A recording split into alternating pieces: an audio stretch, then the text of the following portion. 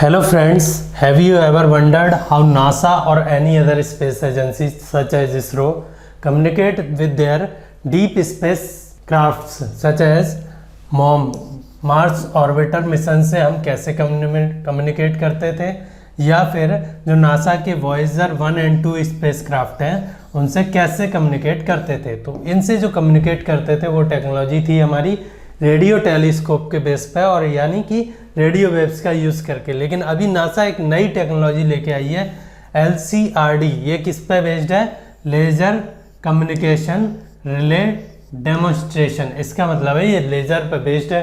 Details देखते हैं अभी दोनों की कि पहले कैसे होता था और अब कैसे होने वाला है, और क्या ये हमें हेल्प करेगा इन केस हमें कोई भविष्य में या अभी कोई एडवांस सिविलाइजेशन एलियंस हमें क्या है कांटेक्ट करने की कोशिश कर रहे होंगे, क्या ये उसमें हेल्प करेगा, ये आज हम इस वीडियो में देखते हैं। सो वाई इन न्यूज़, नासा ने जैसे मैंने बोला है अभी laser communication relay demonstration technology को क्या टेस्ट करने के लिए एक रॉकेट लॉन्च किया है, जो कि सैटेलाइट पे एक इंस्ट्रूमेंट भेजा है जो कि एक सैटेलाइट पे माउंटेड रहेगा, और वो स्पेस क्राफ्ट से कम्युनिकेट करके डेटा कहाँ पे अर्थ पे भेजेगा। पहले तो वो स्पेस क्राफ्ट से कम्युनिकेट करेगा, फिर वो डेटा हमारे पास भेजेगा। लेकिन जो ऐसा तो पहले भी होता था कि सैटेलाइट से कम्युनिकेशन चलता रहता था, और कुछ अर्थ बेस्ड टेलीस्कोप से भी कम्युनिकेशन चलता रहता था स्पेस क्राफ्ट वगैरह से। लेकिन अभी नासा जो कर रहा है पहली बार, वो ये कर रहा है कि जो भी ये जो इंस्ट्रूमेंट है ये किस पे बेस्ड है? लेज़र बेस्ड है, यानी कि ऑप्टिकल वेवलेंथ में बेस्ड है। लेज़र बेस्ड टेक्नोलॉजी से ये सैटेलाइट से कम्युनिकेट करेंगे और उसी से अर्थ से कम्युनिकेट करेंगे। तो इन्होंने नासा ने currently most NASA space craft use radio frequency, लेकिन अब क्या यूज़ करेंगे फिर ये लेज़र। और लेज़र क्या है? एक ऑप्टिकल फ्रिक्वेंसी में आता है, कुछ रेड कलर की लाइट रहती है जो कि विजुअल होती है। रेडियो फ्रिक्वेंसीज ह्यूमंस के लिए विजुअल नहीं होती है। इसका और क्या फ़ायदा है? Optical communication will help increase the balance bandwidth 10 to 100 times more than radio frequency system. यह सारी बात हम इस टॉपिक में करते हैं कि ये बैंडविड्थ क्या होती है, और जो डेटा है उसकी स्पीड तो वही रहेगी आने की, लेकिन जो पर टाइम डेटा है, पर यूनिट टाइम जो डेटा है वो बढ़ जाएगा। तो इससे पहले हम इसमें आगे बढ़ें, पहले थोड़ा सा हम जो स्पेस में कम्युनिकेशन होता है इस स्पेस क्राफ्ट वगैरह से एजेंसी जिस तरह से भी कम्युनिकेशन करती हैं वो देख लेते हैं।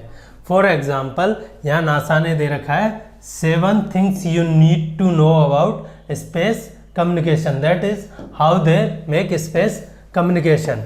So the first is basics, कि होता कैसे है। At its simplest space communication relies on 2 things, एक तो रहेगा ट्रांसमीटर और एक रिसीवर।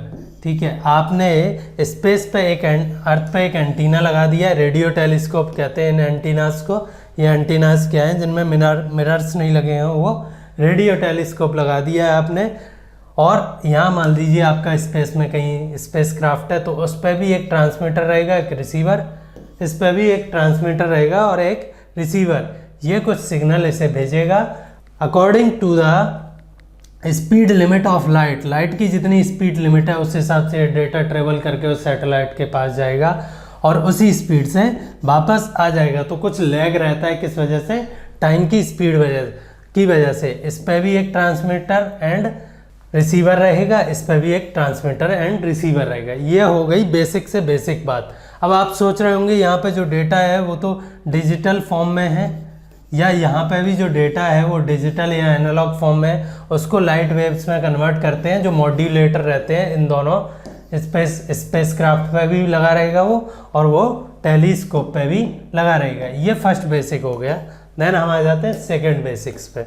सेकेंड बेसिक क्या है कि ग्राउंड बेस्ड ऐसे कई सारे नेटवर्क हैं जो हम किसके लिए हेल्प करते हैं जो हमें इन स्पेस क्राफ्ट से बात करने में। और ऐसा सबसे बड़ा जो नेटवर्क है वो है डीप स्पेस नेटवर्क, जिसे कौन चलाता है?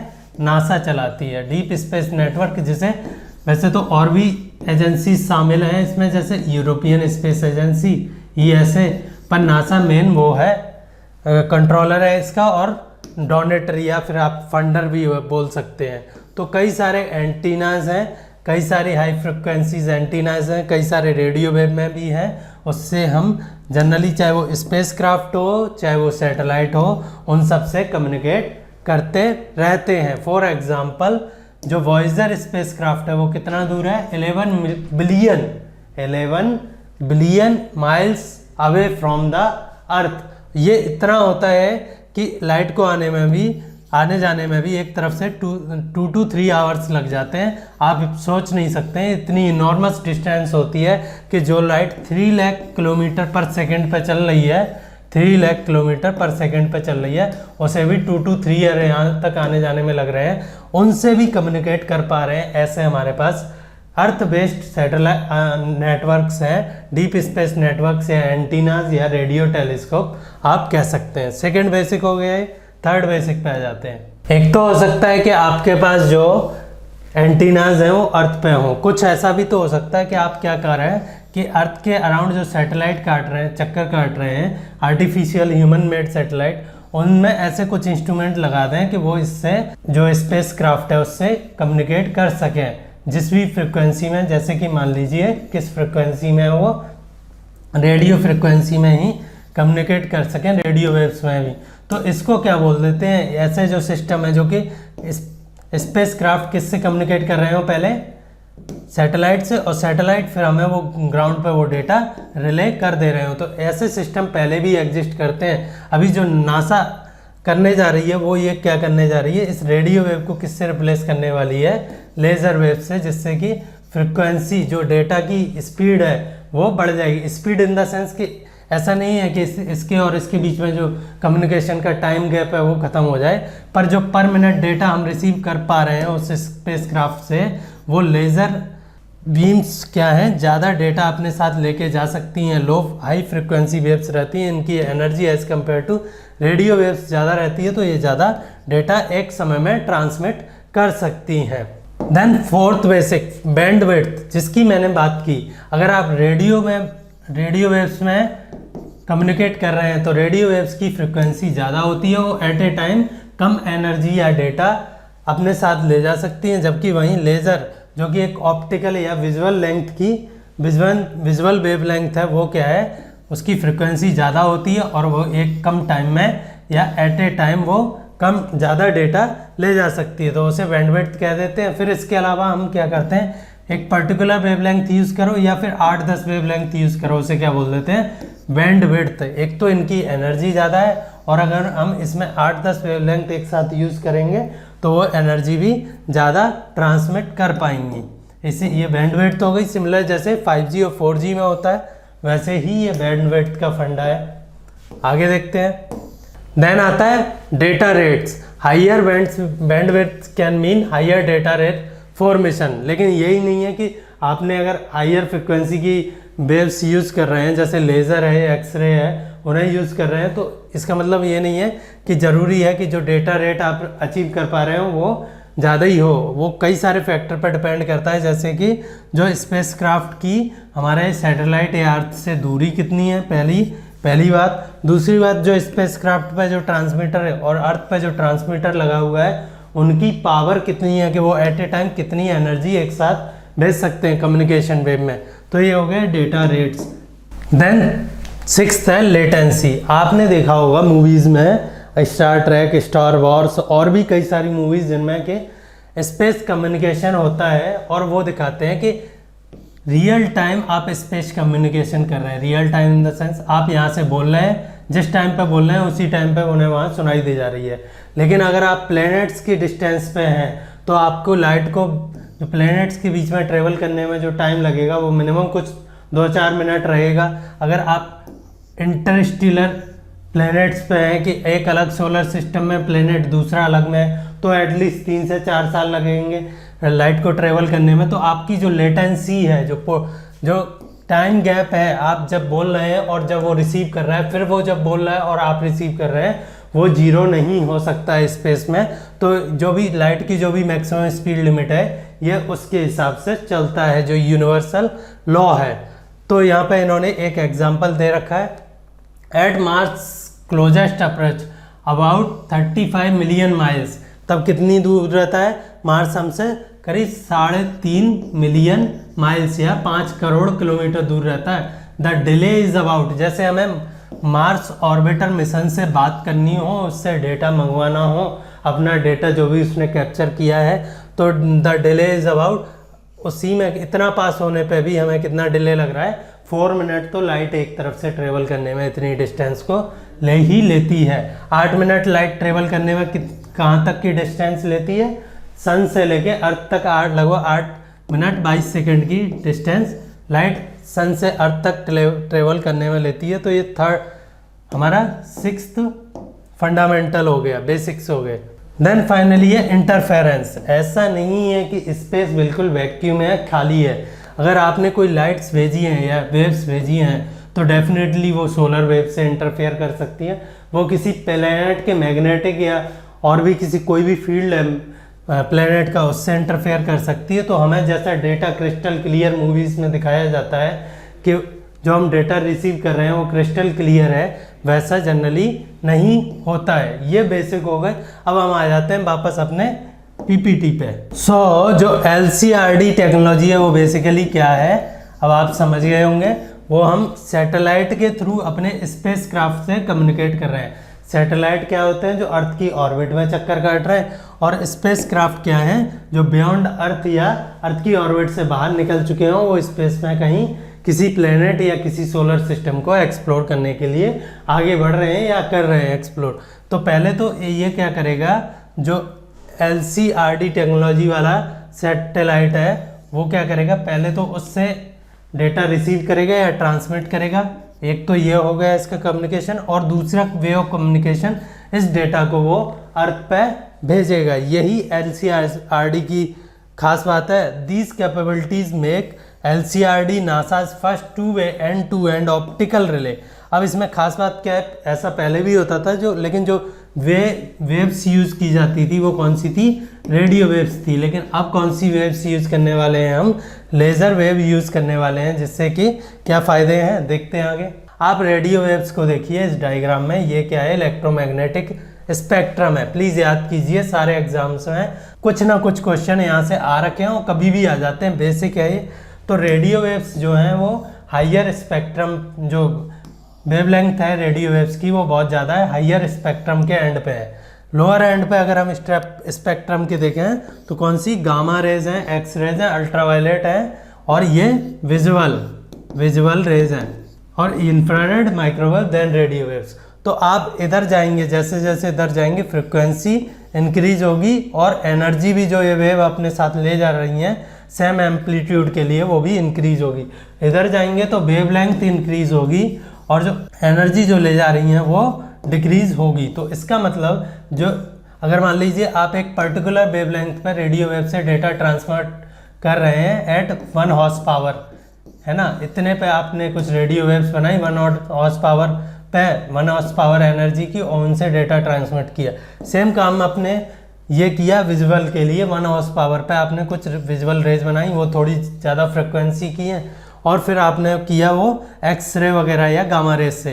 तो जो मैक्सिमम एनर्जी या डेटा जो ट्रांसफ़र कर सकती हैं वो कौन सी रहेंगी, जो इस स्पेक्ट्रम पे। अब जो एक्सरे और अल्ट्रावायलेट रेज हैं, इनकी एक प्रॉब्लम है कि ये ज़्यादा लेंथ तक इवन स्पेस में भी इंटरेक्ट जल्दी कर लेती हैं, क्योंकि इनकी एनर्जी क्या है, ज़्यादा है। रेडियो वेव सबसे कम इंटरेक्ट करती है, फिर माइक्रोवेव, फिर इंफ्रारेड, फिर विजुअल। हम विजुअल को यूज़ कर सकते हैं जब तक कि हमारी जो स्पेस में जो डिस्टेंस है वो बहुत ही ज़्यादा ना हो जाए, जैसे हीलियोस्फीयर के बियॉन्ड ना हो जाए, तब तक हम किसको, विजुअल लेंथ को यूज़ कर सकते हैं। फॉर एग्जांपल लेज़र जो है वो एक पर्टिकुलर विजुअल लेंथ की ही फॉर्म होती है, रेड सी दिखती है आपको, तो वो एक लेज़र क्या है, एक पर्टिकुलर वेवलेंथ की रेड लाइट है, जिसे हम क्या बोल देते हैं, लेज़र बोल देते हैं, और वो ज़्यादा डेटा ट्रांसफ़र कर सकती है एट एनी टाइम। फर्दर जो रेडियो ट्रांसमिशन है वो तो उसी टाइम पे भी एग्जिस्ट करेगा जब हम इसका यूज़ कर रहे हैं, पर साथ में हमें एक और फास्टर वे ऑफ कम्युनिकेशन मिल जाएगा। फॉर एग्जांपल कि according to release it would take रफली 9 weeks to transmit a completed map of Mars back to Earth. अगर हम रेडियो वेव से करें तो वो कितना लेगा, 9 वीक्स, है ना। लेकिन अगर उसी काम को हम किससे करें, लेज़र से तो वो कितने दिन में कर देगा, 9 डेज में। तो इसका मतलब एटलीस्ट 7 टाइम कम लग रहा है, 7 गुना समय कम लग रहा है, क्योंकि जो ट्रांसमिशन की रेट है वो बढ़ जाती है। इसका मतलब ये नहीं है कि जो लेज़र वेव्स हैं वो जल्दी आके चली जाएंगी, नहीं, बिल्कुल जब वो जा रही हैं आ रही हैं तो उस टाइम में अपने साथ जो डेटा लेके जा रही हैं वो ज़्यादा रहेगा as compared to radio waves. Other advantages क्या हैं? Optical communication systems are similar smaller in size. अगर हम रेडियो वेव का ट्रांसमीटर और रिसीवर लगाते हैं स्पेसक्राफ्ट पे तो बड़ा रहता है, अगर उसी की जगह हम ऑप्टिकल वेव का ट्रांसमीटर या रिसीवर लगाएंगे तो वो छोटा रहेगा। साइज, वेट और इसकी वजह से जो हम लॉन्च कर रहे हैं स्पेसक्राफ्ट को तो हमें एनर्जी कम लगने वाली है। A smaller size means more room for science instrument and a less expensive loss. Further less power means less strain on the spacecraft batteries, और ये पावर भी कम लेता है सेम डेटा को ट्रांसमिट करने में। ऑप्टिकल जो इंस्ट्रूमेंट्स हैं वो पावर भी, लेज़र बेस्ड इंस्ट्रूमेंट हैं वो पावर भी कम लेते हैं। With optical communication supplementing radio mission will have unparalleled communication capabilities. मान लीजिए आपको मॉम से ही, मार्स ऑर्बिटर मिशन से ही डेटा ट्रांसफ़र करवाना है और उसे डायरेक्शन भी देने हैं, ये अर्थ रही कि आप ऐसे कीजिए, इस प्लेस के फ़ोटो लीजिए, इस प्लेस पर डायरेक्ट कीजिए अपने जो कैमरे हैं। तो आप रेडियो वेव से तो इनसे कम्युनिकेट कर ही रहे हैं कि कभी वो ट्रांसमिशन ख़त्म ना हो जाए, है ना, कभी वो छोड़ ना जाए सिग्नल जिसे बोलते हैं। साथ साथ आप जो ऑप्टिकल रेज हैं उनका भी यूज़ कर सकते हैं जिससे कि वो जो डेटा है वो जल्दी से जल्दी आपको मिल सके। तो रेडियो वेव्स किस में हेल्प करती हैं? लॉन्ग रेंज ट्रांसमिशन में। और लेज़र वगैरह किस में हेल्प करती हैं? फास्टर ट्रांसमिशन ऑफ डेटा में। दोनों की अपनी खूबियाँ हैं। अगर हमें वॉइजर 1 और 2 से बात करनी होगी तो अभी भी हम किससे ही कर पाएंगे?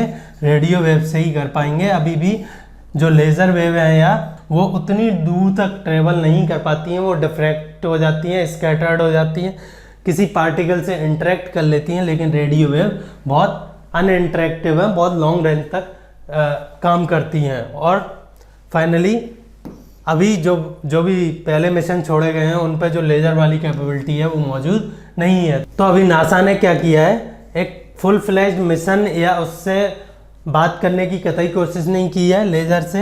अभी सिर्फ वो ये चाहते हैं कि टेक्नोलॉजी डेमोन्स्ट्रेशन नहीं बोलते हैं जिसे, कि क्या अगर हम ऐसा चाहते हैं तो कर सकते हैं नहीं।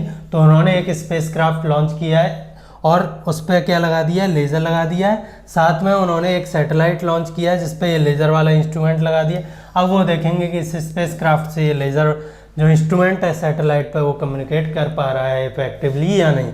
अब एक और चीज़, मैंने आपसे एलियंस की बात की थी शुरू में लेक्चर के, वो ये है, अगर आप रेडियो वेव में कम्युनिकेट कर रहे हैं तो radio wave cosmic micro background radiation, cosmic microwave background radiation, ये ऑलरेडी यूनिवर्स में सारी जगह किस वजह से एग्जिस्ट करता है? बिग बैंग की वजह से। आप ये समझ लीजिए कि रेडियो वेव या माइक्रोवेव जैसी यूनिवर्स में वेव्स क्या है? ऑलरेडी स्कैटर्ड है। लेकिन अगर हम लेज़र वगैरह से कम्युनिकेट करेंगे जो डायरेक्टेड है किसी एक पॉइंट पे, तो कोई भी अगर सिविलाइजेशन है तो उसे ये तो समझ में आएगा कि ये कहाँ से आ रही हैं, ये सन से या किसी सोलर सिस्टम से नहीं आ रही हैं, ये किसी सिविलाइजेशन या आप कह लीजिए जानबूझ के भेजे जाने वाली रेज हैं। तो उन्हें भी हो सकता है इससे एक अंदाज़ा लग जाए कि हाँ वास्तव में कोई हमसे कांटेक्ट करना चाह रहा है, और अगर वो भी ऐसा करते हैं तो हमें भी पता लग सकता है। So that's all, thank you.